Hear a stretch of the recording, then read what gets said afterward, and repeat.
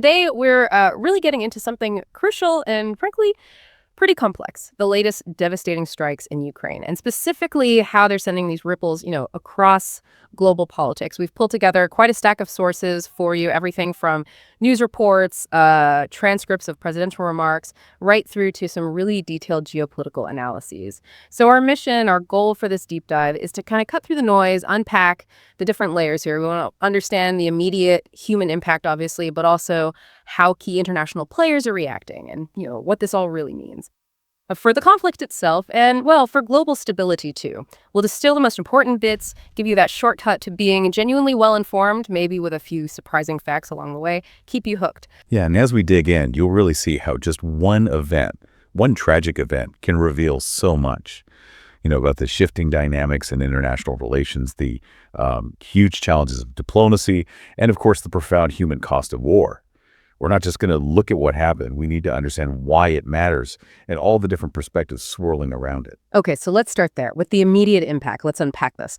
The sources we have, they paint a really stark picture of these recent Russian attacks, especially the one on Kyiv, July 31st, 2025. This wasn't small. It was described, I think the term was, a massive combined aerial assault. Yeah, you're looking at 309 attack drones and 8 Iskander-K cruise missiles. Advanced stuff, all in one coordinated attack. The devastation was just widespread. Reports mention dozens of damage reports across multiple districts. And what's really striking, I think, is the sheer volume and the variety of munitions. It just suggests a deliberate, large-scale operation aimed at overwhelming defenses, inflicting widespread damage. It feels like it goes beyond just limited military targets. Yeah. And there's that question of timing, too. Why then? Our analysis shows it happened just hours before those high-level international talks were supposed to start. Talks about weapons support for Ukraine. Wow. Yeah. And the Ukrainian Prime Minister, Yulia Sviridenko, she explicitly said Kyiv saw this as, quote, Putin's response to Trump's deadlines. Right. And the human cost? It's just heartbreaking. As of August 1st, the confirmed death toll, tragically, it rose to 31 people. And that figure included 3 children, aged 2, 6, and 17. Just devastating. Beyond the deaths, 159 people injured, 16 of them kids. There's one detail that really stands out from the sources, the impact in the Sviatoshinsky district. A residential high-rise. It partially collapsed. Rescue workers pulled 10 bodies from just that one building, including a 2-year-old child. And if you connect that to the bigger picture, targeting residential areas, schools, kindergartens, hospitals, even a university. Over 100 infrastructure objects hit in total. It just fundamentally challenges any claim that these were precision strikes only against military targets, doesn't it? Absolutely. It points much more towards a tactic meant to, inflict terror, to erode civilian morale, not just about military gains. And that's exactly why Kyiv's mayor, Vitaly Klitschko, he declared August 1st a day of mourning.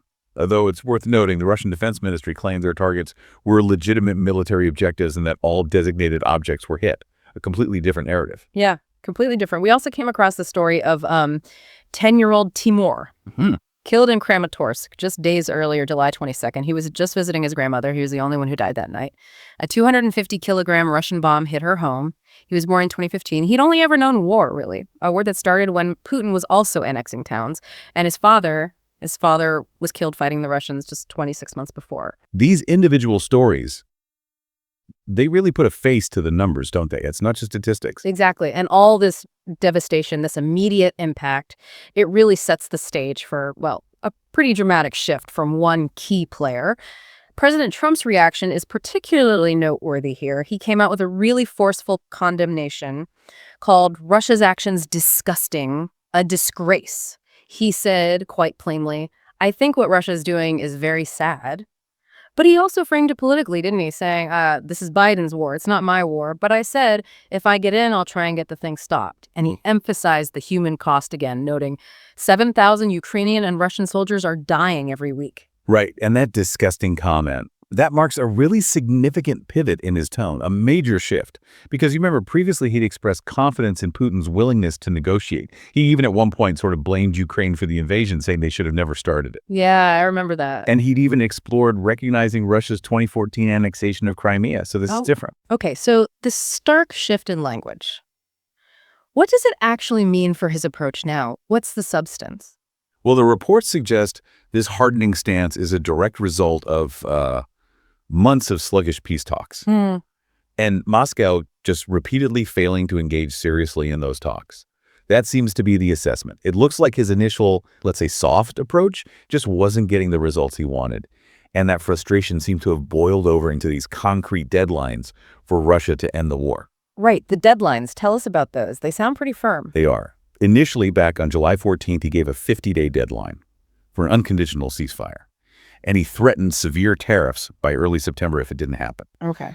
But then, by July 29th, citing this lack of progress and the continued civilian deaths, he dramatically shortened it, down to 10 to 12 days, aiming for peace by August 7th or 9th. Wow, that's a huge acceleration. It is. And the U.S. diplomat, John Kelly, he actually formally confirmed that August 8th deadline at the UN Security Council. So it's official. And what about the economic stick, the penalties he's threatened? Yeah, he's talked about imposing fresh sanctions and warned about secondary tariffs. That's crucial, sanctioning other countries if they keep buying Russian exports. He specifically mentioned India and China. Big players. Exactly. The idea is clearly to hit the financial lifelines funding Russia's war. But here's where it gets really interesting, maybe even contradictory. President Trump himself publicly cast doubt on whether sanctions even bother Putin.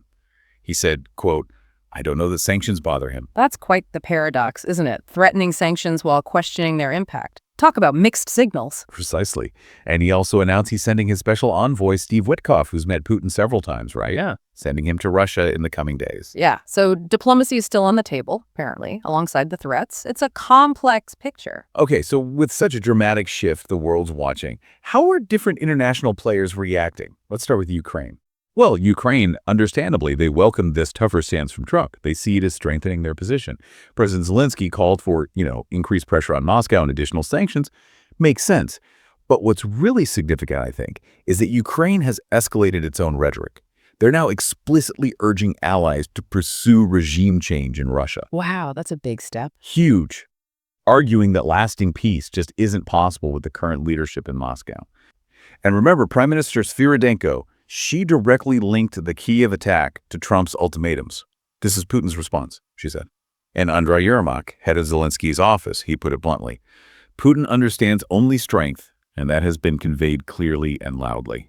So Ukraine definitely sees this strike as Putin pushing back directly against Trump's deadline. How's Russia responding to all this? Oh, the Kremlin's response has been dismissive and pretty aggressive. Former President Dmitry Medvedev, he issued a severe warning, told Trump not to play the ultimatum game with Russia. He said quite starkly, Russia isn't Israel or even Iran. Yeah. And he added, each new ultimatum is a threat and a step towards war, not between Russia and Ukraine, but with his own country. A direct threat to the U.S. Right. He also used some, highly derogatory language about President Zelensky. Meanwhile, the Russian Defense Ministry stuck to its line.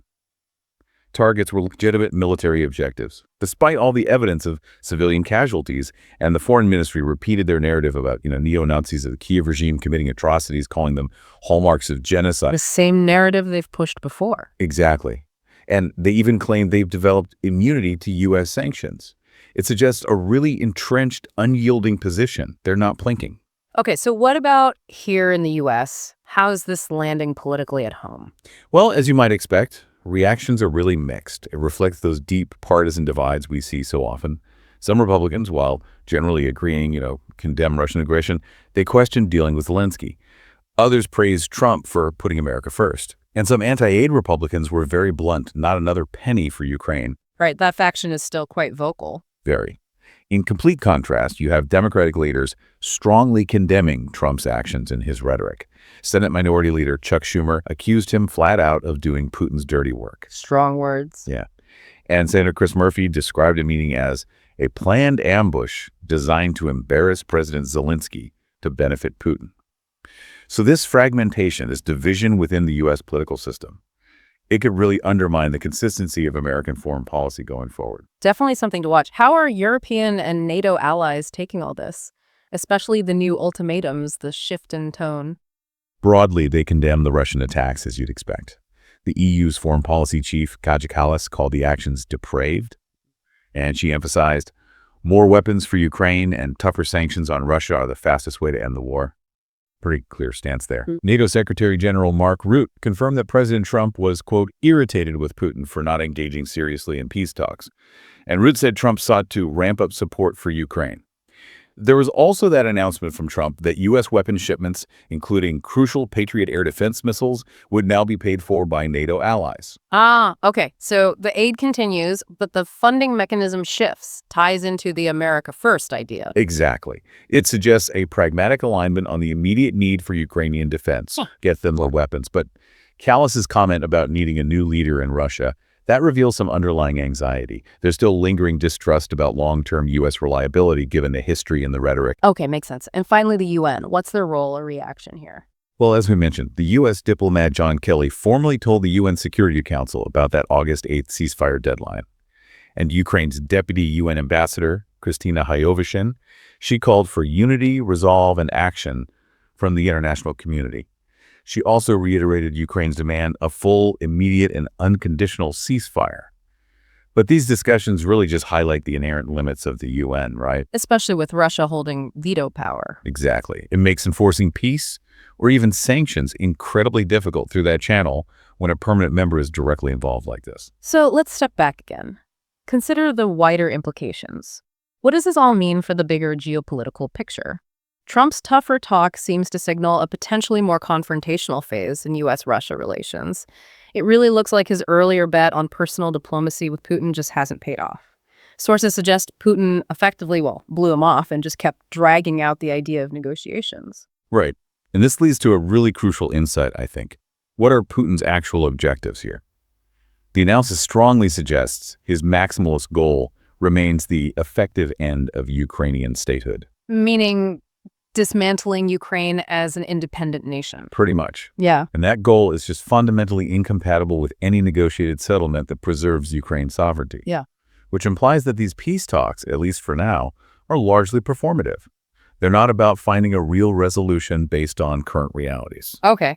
And the effectiveness of these sanctions threats, you mentioned Trump's own doubts. Is that just posturing or is there real bite potential? That's the million-dollar question, isn't it? Yeah. While he publicly sounds skeptical, the threat of those secondary sanctions hitting countries like India and China if they keep buying Russian oil, if that was regularly applied, it could significantly impact Russia's war funding.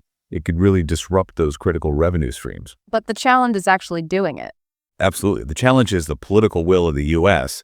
to impose measures that would be so economically disruptive globally, and then managing the inevitable diplomatic and economic fallout with key partners like India and China. It's a massive gamble with potentially huge costs. So potential leverage, yes, but also significant risk. What about support for Ukraine internationally? How does this affect that? Well, Trump greenlighting NATO-funded weapons transfers, that does address a key uncertainty for Ukraine and Europe about consistent U.S. military aid. It provides that crucial material support while still fitting his America First framework because allies are paying. Okay. However, those persistent political divisions back in the U.S. And Trump's own track record as past rhetoric, that could still create long-term uncertainty for allies. It fosters this sense of unpredictability. Which might lead them to hedge their bets, diversify security arrangements. Potentially, yes. They might feel they can't rely solely on the U.S. long-term, regardless of current aid flows. And the broader strategic consequences for global security. How does this conflict keep reshaping the world stage? Well, the conflict itself just continues to drain U.S. strategic focus and resources away from other critical areas. Think the Indo-Pacific, for instance. Yay. And Russia's continued aggression, their defiance. Framing it as this direct geopolitical confrontation with the West, it really points towards a prolonged period of instability and heightened tension in Europe. This isn't ending soon. Yeah. And if those secondary sanctions are actually implemented, they could cause significant international disruption, potentially reshaping global trade, alliance structures, forcing nations to choose sides in a way they haven't had to yet. A more fractured world, potentially. Could be. And Trump's unpredictable foreign policy style. While maybe it's intended to keep adversaries off balance, it also creates real apprehension among allies. And that can seriously hinder long-term strategic planning for everyone. So this deep dive, it's really shown us that the Kyiv strike on July 31st, It wasn't just another terrible event in this long war. It feels like a real pivot point. It revealed that definitive shift in Trump's rhetoric, didn't it? And a stark act of defiance from Russia in response, and then these complex, sometimes contradictory reactions from all around the world. We've really seen how that immediate, awful human cost is tangled up with these high-stakes geopolitical chess moves and these deeply entrenched, almost irreconcilable goals. Yeah, what really stands out to me is that fundamental asymmetry, the core objectives. Russia's maximalist goal, effectively ending Ukraine as a state, just fundamentally clashes with Ukraine's fight. Their fight for basic survival, for sovereignty, for their territory. And it leaves you with this really difficult question, doesn't it? Is any kind of deal even possible right now without a decisive shift on the battlefield or maybe a fundamental change in Russia's leadership? Is anything else likely to be more than just a temporary truce? Something that doesn't actually bring lasting resolution, but just perpetuates this cycle of conflict and instability. It certainly leaves you with a lot to think about. This deep dive makes it so clear that while the headlines grab our attention for a moment, these deeper currents of global power, political will, human suffering, they just keep flowing and they impact all of us. What will it genuinely take, you have to wonder, for a real lasting peace to emerge when the core objectives are just so deeply divided?